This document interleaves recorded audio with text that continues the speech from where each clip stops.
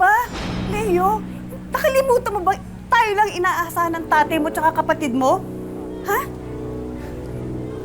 Kaya nga magdodoble kayod ako dito eh. Sige nga. Ano plano nyo?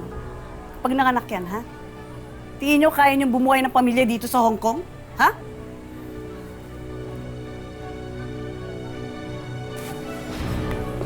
Basta nga tayo dito.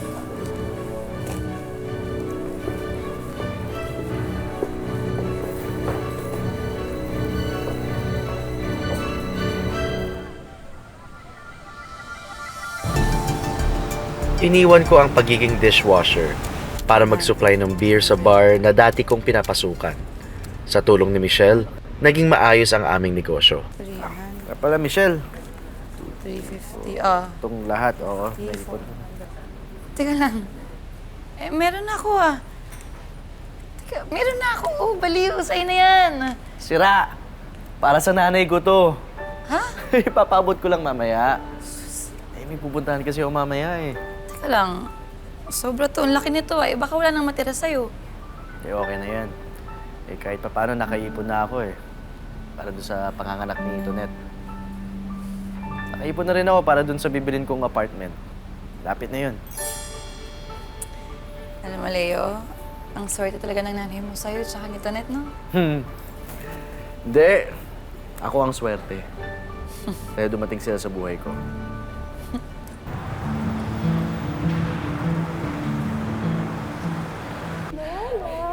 Diba? Uy, thank you sa pagpunta, si Maria. Halika muna, kumain ka muna. Del ka na, ha? Asinsado na. Buti, nakahanap ka ng ganyang klaseng asawa kay Lily. Oo nga eh, laki na nga ng pinagbago ng buhay ko nung nakilala ko siya. Oo nga, Marce. Pero, gusto naman pala ng dati mong asawa. Hinugulo ka ba man? Uy, ano ka ba? Bakit? Kaya sa mga pinagsasabi mo, hindi nila alam tungkol sa dati kong asawa. Kahit yung tungkol sa mga anak mo. Oo, kahit yun.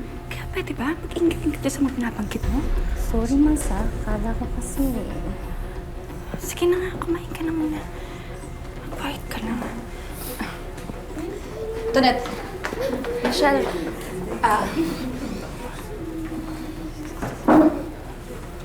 Ano yan? Paano mo nagagawa to kay Leo? Anong sinasabi mo? Anong sinasabi ko? Narinig ko yung pinag-uusapan niyo ng kaibigan niyo. May asawa at anak ka na sa Pilipinas. Paano mo nagagawa to kay Leo? Ano? Ano ka ba naman? Mali yung naririnig mo. Mali naririnig ko. Mas mali ang ginagawa mo, Tonet.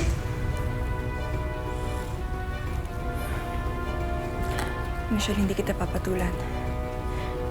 Birthday ng anak ko ngayon. Nagsasaya ang lahat. Kaya pwede ba? Kung manggugulo ka, pagpabukas mo na lang. So, ikaw ba'y matapang ngayon? Paano kaya kung sabihin ko kay Leo yung narinig ko? No? Ikaw ang bahala.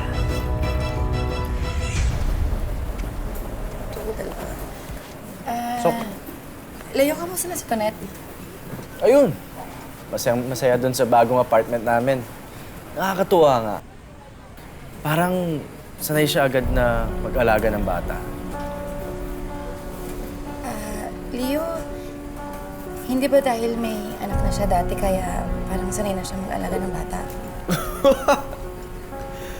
Ano? Leo, kasi nung nakaraan, naalala mo nung birthday ni baby, nung anak mo. Narinig ko kasi silang mag-kausap ng kaibigan niya. May asawa at anak na daw siya sa Pilipinas. Hindi ba niya nababanggit sa'yo to? Michelle, huwag ka nga magbibiro ng ganyan. Hindi ka na nakakatuwa, ah. So sa tingin mo, gumagawa ako ng kwento, Leo, ha? Hindi maganon si Tonet eh. Hindi niya kaya magsinungaling sa akin katulad ng ginagawa mo. Kaya nga, so ako pa yung sinungaling ngayon. Oo! Ano ba, Michelle? Ano ba itong ginagawa mo? Okay na ang lahat eh. Ano ba gusto mo? Mag-away pa kami ni nanay? Mag-away sila ni nanay? Akala ko masaya ka para sa amin. Akala ko kaibigan kita. Leo, tanggap ko na nga eh. Tanggap ko na. Nakaibigan mo lang ako. Nakaibigan lang tingin mo sa akin. Kahit na ang tanga-tanga mo na kahit kailan hindi mo man lang naisip na kaya kita tinutulungan kasi higit sa kaibigan yung tingin ko sa'yo.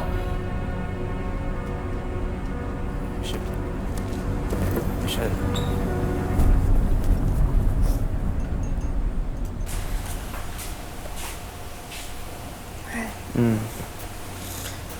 Mahal. Pakasal na tayo? Mahal naman. Marami pa tayong masyadong binabayaran. At saka, Kahit simple lang. Pwede naman. ano ba yung nakain mo? At bakit parang nagmamadali ka magpakasal ngayon, ha? May problema ka ba? Wala. Mahal. Sige na. Sabihin mo na sa akin, makikinig ako. Ano ba nangyari?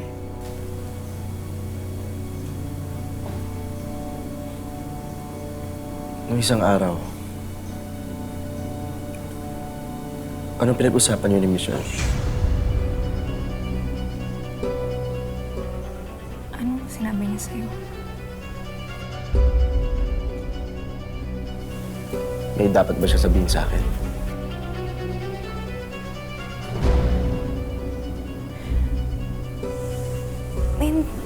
Hindi ko alam kasi bigla na lang siyang lumapit sa akin tapos galit na galit siya.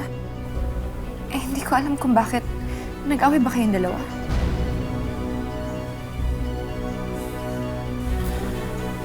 Kalimutan mo na yan. Wala yan. Eh, teka. Tuloy ka ba sa lipad mo sa Pilipinas next week? Oo. Si tatay, naglalambing na naman. Siguro kasi galing lang siya sa sakit. Uwi lang ako sandali, asikasuhin ko lang. Gusto mo samahan kita? Hindi na. 3 araw lang naman ako, dun babalik din ako agad. Tsaka, ikaw, busy ka dito. Meron ka pang inaasikasong negosyo niya ni Michelle. Oo nga, nakalimutan ko.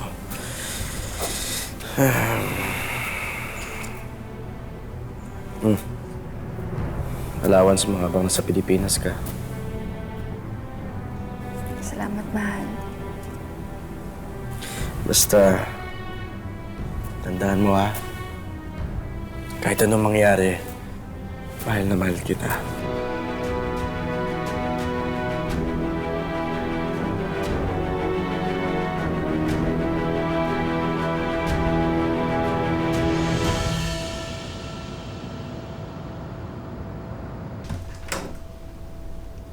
Mama? Mama!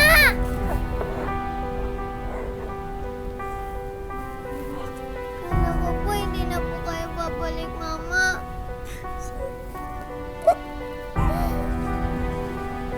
Mahal? Mahal? Please, buto ko na lang. Nagbago na ako. Pangako, hindi na kita sasaktan, hindi na kita papabayaan. Ha?